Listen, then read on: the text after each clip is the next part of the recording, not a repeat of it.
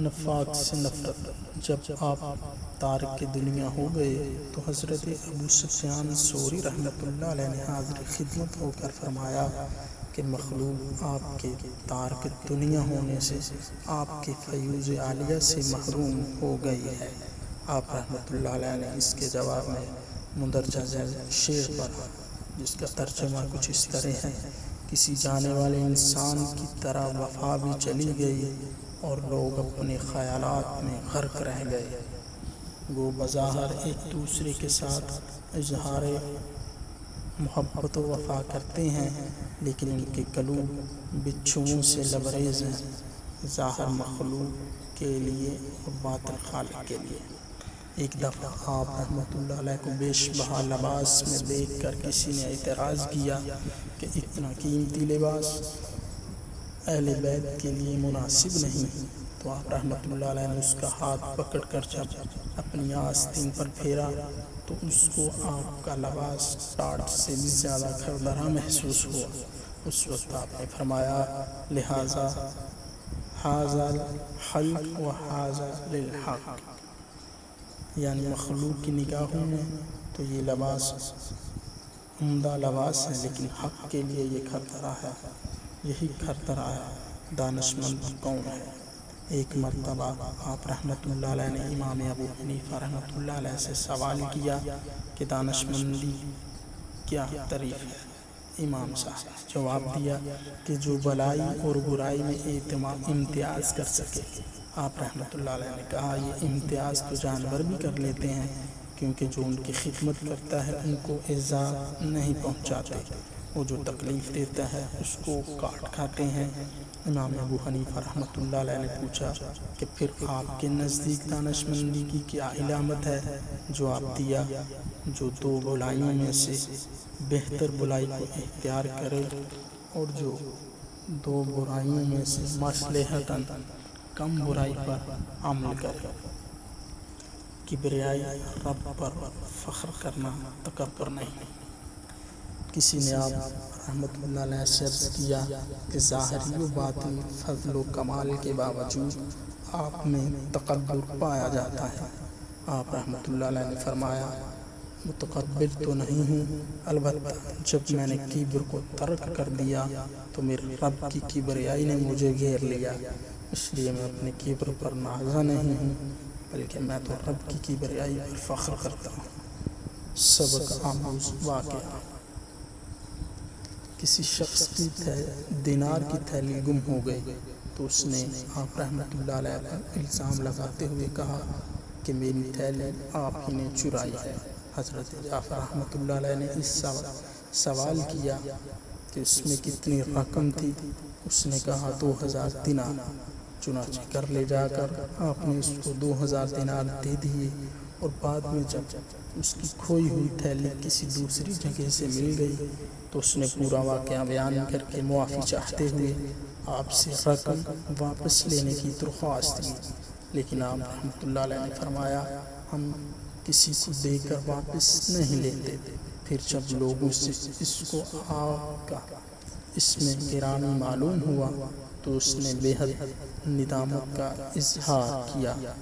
حق رفاقت: ایک مرتبہ آپ تنہا اللہ جل شانہ کا ورد کرتے ہوئے کہیں جا رہے تھے کہ راستے میں ایک اور شخص بھی اللہ جل شانہ کا ورد کرتا ہوا آپ کے ساتھ ہو گیا۔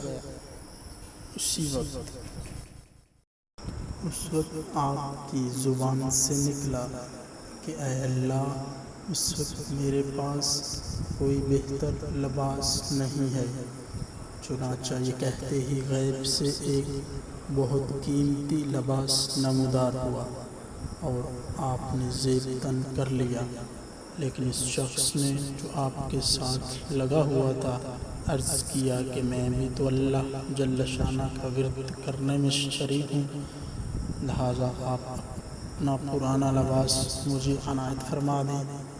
آپ نے لباس اتار کر اس کے حوالے کر دیا۔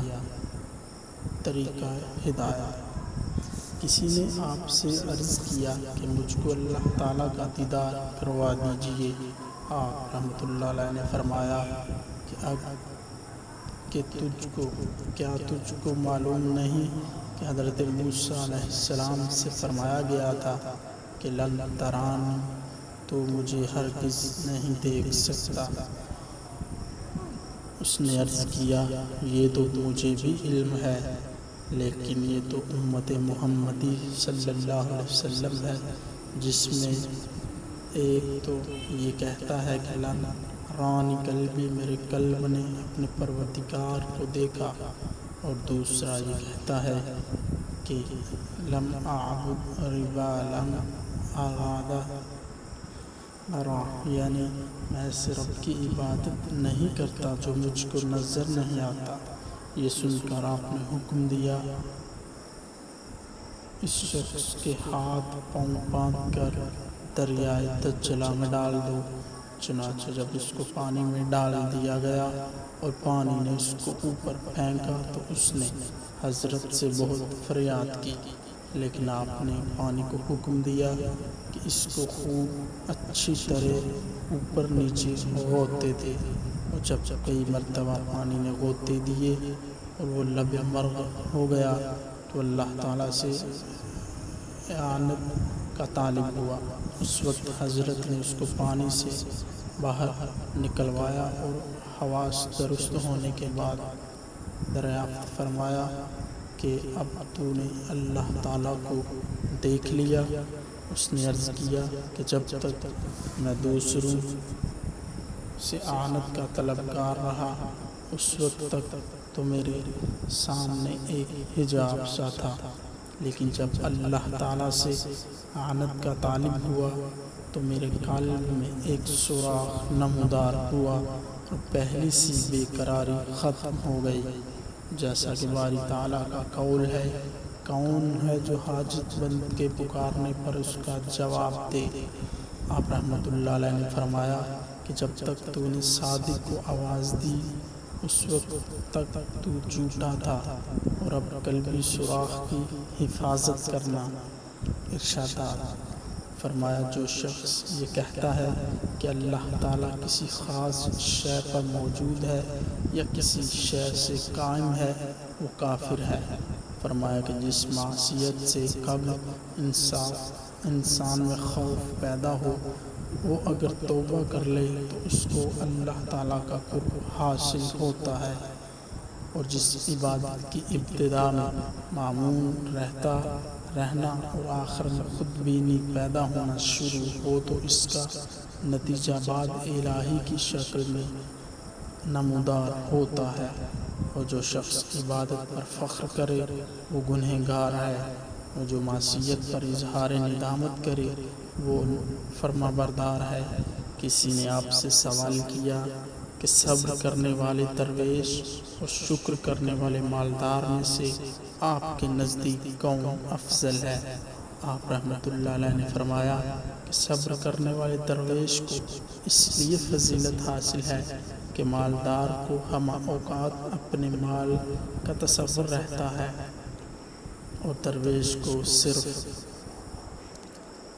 اللہ تعالیٰ کا خیال، جیسا کہ اللہ تعالیٰ کا قول ہے کہ توبہ کرنے والے ہی عبادت گزار ہیں۔ آپ رحمۃ اللہ علیہ فرماتے ہیں کہ ذکر الہی کی تعریف یہ ہے کہ جس میں مشغول ہونے کے بعد دنیا کی ہر شے کو بھول جائے، کیونکہ اللہ تعالیٰ کی ذات ہر شے کا نعم البدل ہے۔ یختص برحمت من یشاء کی تفسیر کے سلسلہ میں آپ کا قول ہے کہ اللہ تعالیٰ جس کو چاہتا ہے اپنی رحمت سے خاص کر لیتا ہے، یعنی تمام اسباب و وسائل ختم کر دیے جاتے ہیں تاکہ یہ بات واضح ہو جائے کہ عطائے الہی بلا واسطہ ہے نہ کہ بالواسطہ۔ فرمایا مومن کی تعریف یہ ہے کہ جو اپنے مولا کی اطاعت میں ہمدن مشغول رہے۔ فرمایا کہ صاحب کرامت وہ ہے جو اپنی ذات کے لیے نفس کو سرکشی سے آمادہ بجنگ رہے، کیونکہ نفس سے جنگ کرنا اللہ تعالیٰ کی تک رسائی کا سبب ہے۔ فرمایا کہ اوصاف مقبولیت میں سے ایک وصف الہام بھی ہے۔ جو لوگ دلائل سے الہام کو بے بنیاد قرار دیتے ہیں وہ بددین ہیں۔ فرمایا اللہ تعالیٰ اپنے بندے میں اس سے بھی زیادہ پوشیدہ ہے جتنا کہ رات کی تاریکی میں سیاہ پتھر پر چیونٹی رینگتی ہے۔ فرمایا کہ عشق الہی نہ تو اچھا ہے نہ برا۔ فرمایا کہ مجھ پر رموز حقیقت اس وقت منکشف ہوئے جب میں خود دیوانہ ہو گیا۔ فرمایا نیک بختی کی علامت یہ بھی ہے کہ عقل مند دشمن سے واسطہ پڑ جائے۔ فرمایا کہ 5 لوگوں کی صحبت سے اجتناب کرنا چاہیے۔